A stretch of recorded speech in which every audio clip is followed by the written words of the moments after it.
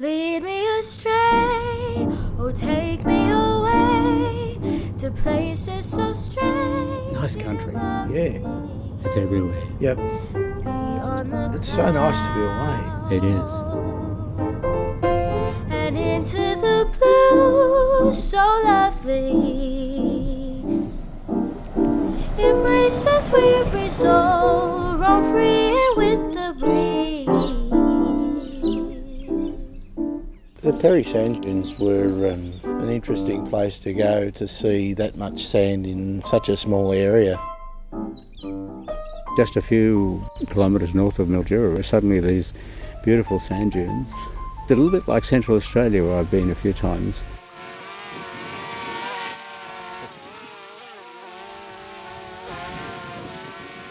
These red dunes, the ripples in the sand, quite beautiful.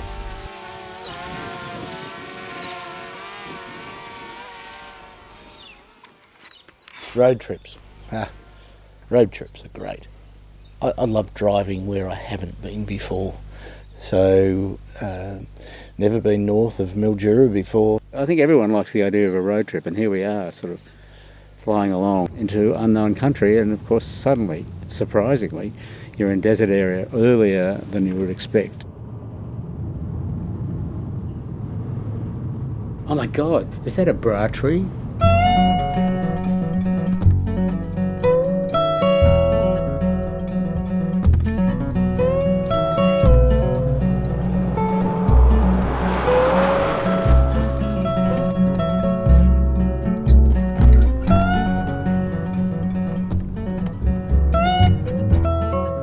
We've all heard so much about Broken Hill, but here it is, a sort of a shanty town in a big way, and yet it's got some beautiful buildings. It's a real mix, I think. The other thing, of course, is they've shot so many films here, and you can sort of see why. The roads around are open, the town's big enough to accommodate people. Oh look, there it is. It's the Palace Hotel where they filmed Priscilla.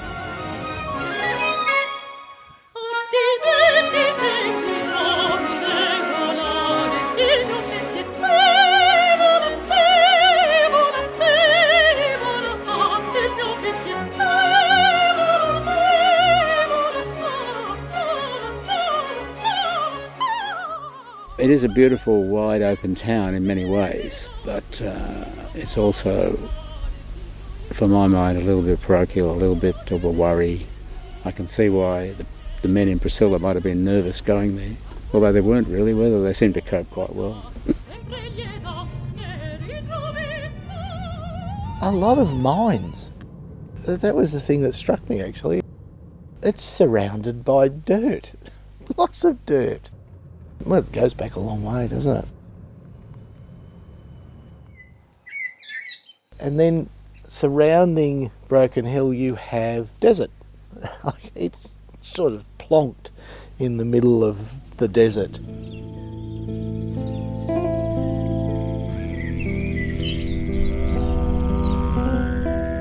The feeling that you get to be so small in such a large expanse, the quietness, the stillness, quite an overwhelming experience. We can talk about the Indigenous people and living on the land. It's absolutely amazing to have the connection, the contact that they've had.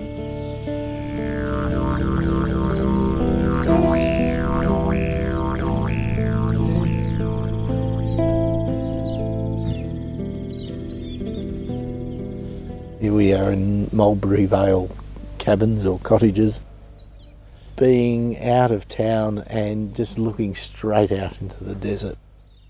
You want a cup of tea? I think we should have a walk.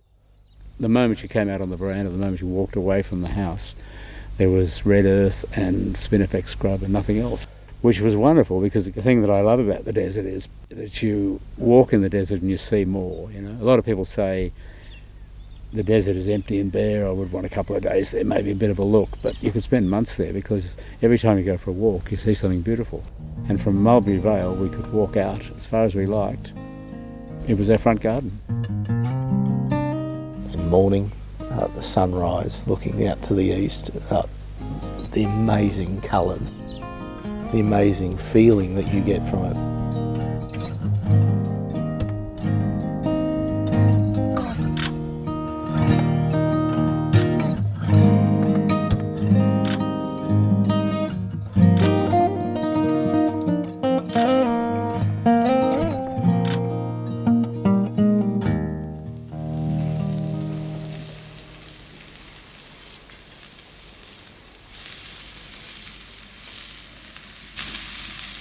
I was making a documentary in Central Australia in the 1980s, and there was this one day I've never forgotten.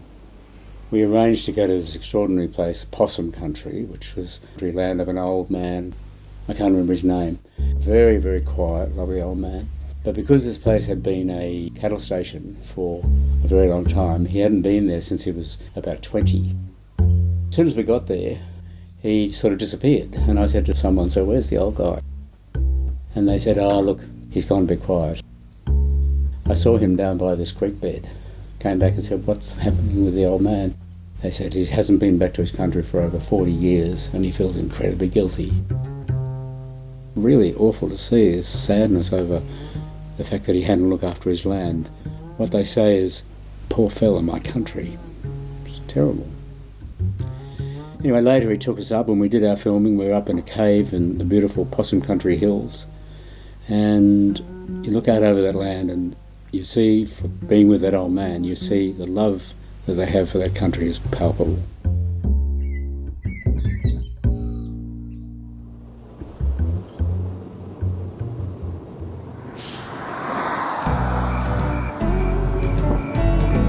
Silverton, middle of nowhere, barren, like nothing between the buildings. What happened apparently is in the late 1880s they started mining there. 250 people to 3,000 people in 3 or 4 years, I think it was. Then Broken Hill got started. Part of the way they built Broken Hill was to move the buildings from Silverton with bullock drays and camels and all sorts of things apparently. The result, of course, is that Silverton is now this strange little town. It looks like a film set. They've got a Mad Max museum there. Mad Max 2, in fact. Brings back a few memories.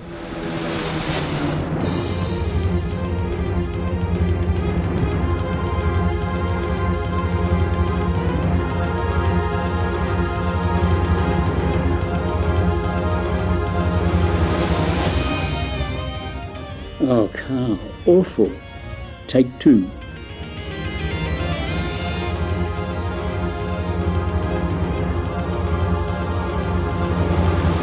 God, you think my acting was bad?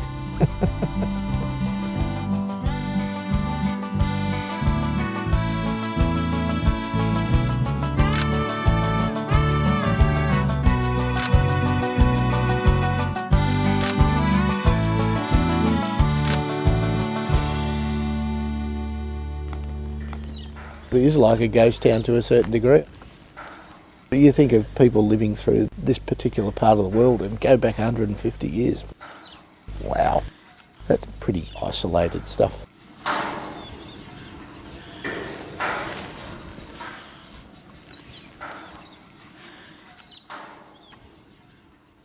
The country around Silverton is absolutely stark.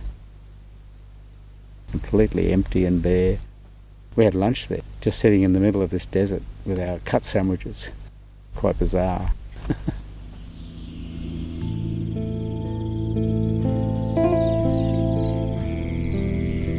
On this hilltop near Broken Hill is this extraordinary living desert sculpture symposium. It really lives up to its name. In 1993, 12 artists were invited to come and carve massive sculptures from the local sandstone.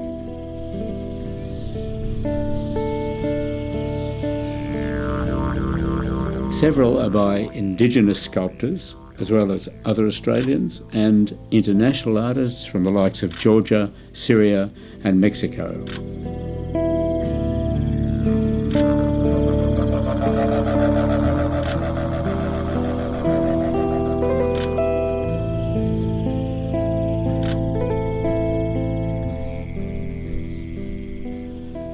Beautiful, isn't it?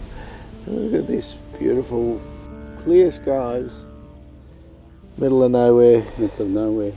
What about those stars last night? Stars.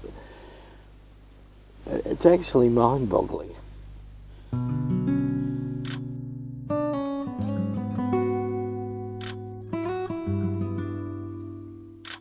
Not only are you looking at this extraordinary sight, but you're looking into this incredible bunch of stars and galaxies.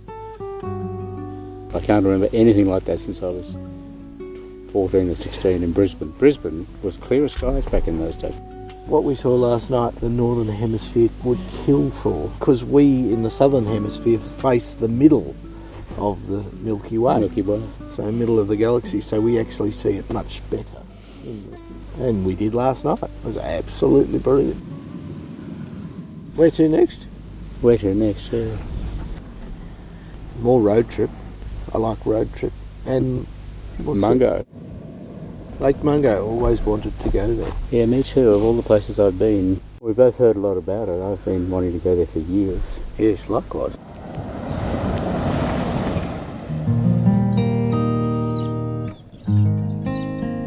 Mungo is a beautiful place, quite ethereal really, and of course it has this extraordinary history.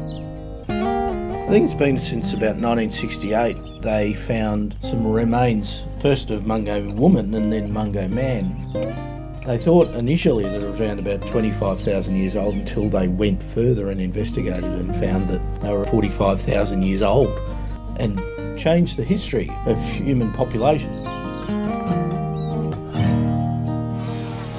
Up here you can see this dry, flat, huge lake bed, and in the distance the old beach site, which is the lunette ringing the lake. 20,000 years ago was the last time it had water.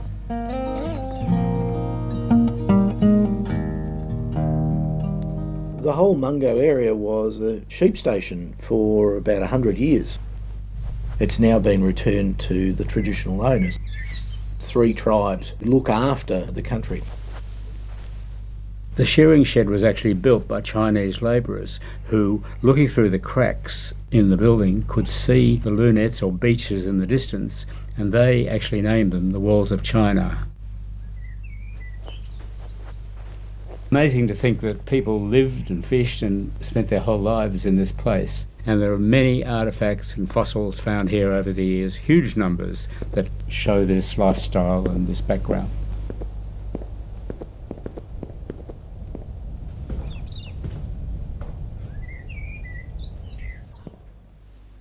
Well, that was good. That was absolutely brilliant. Lake Mungo in particular, it's thinking about just 45,000 years ago, people were wandering around. I think the history that we know about with Mungo in particular, I think that adds to the more you find out. It really does contribute to that sense of awe, that spirituality, that connection to the land. yeah, the spiritual level really interests me. I mean, you feel it, don't you? Yeah. I find it quite eerie, actually. We're not used to it, Well, are we? we're not used to it. You've got, living in the city, you have this just background noise that just keeps going on, and it's just present. You don't have that when you're up I mean, there. if you hear a train going in and out of Broken Hill, it's a surprise, really, that Yeah. noise. And the odd bird call is beautiful, but even that's a bit of a surprise. Most places you don't hear much at all. Before we went away, you're the same, I think. Every person I told we were going on a road trip, everybody said, oh, wow, a road trip. People love the idea of a road trip. Yeah. And I think probably we all travel so much overseas and so much spending big money and everything, but just simply going out on the open road. It's something I always like doing, just getting out and seeing something that I've never seen before. We do it again? Do it again tomorrow.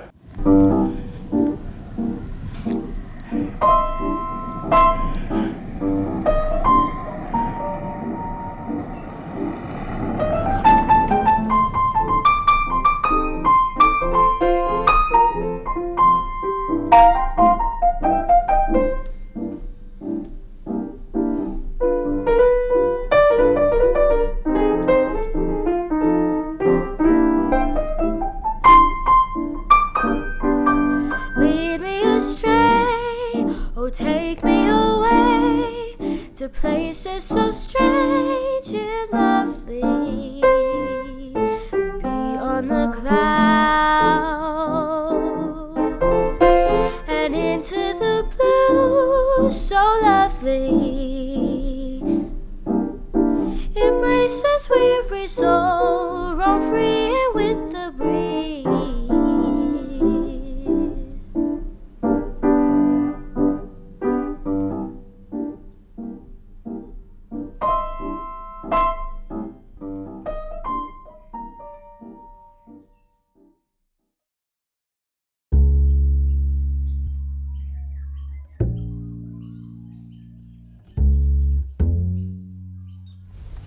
You ready?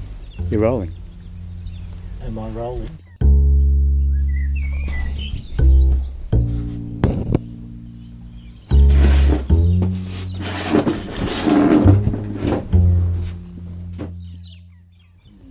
Is that all right? Yeah. Very good. Is it recording? That is recording. Hello again. Because of the history, the significance. That will sound terrible. Yes. All right. Now, Testing, 1, 2.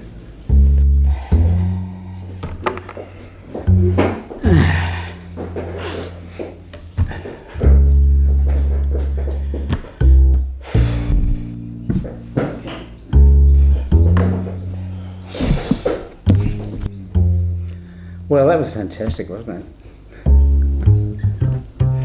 You laughing at me? Absolute orgy of primary colours everywhere. An orgy of primary colours. Oranges, reds, oranges. Should we start it again? No, I actually like this. I like this conversation. No, but I've said that. Can we start it again? We'll do it again. You know? I'm trying to think. You cut then. Cut. We've got to have a rest anyway.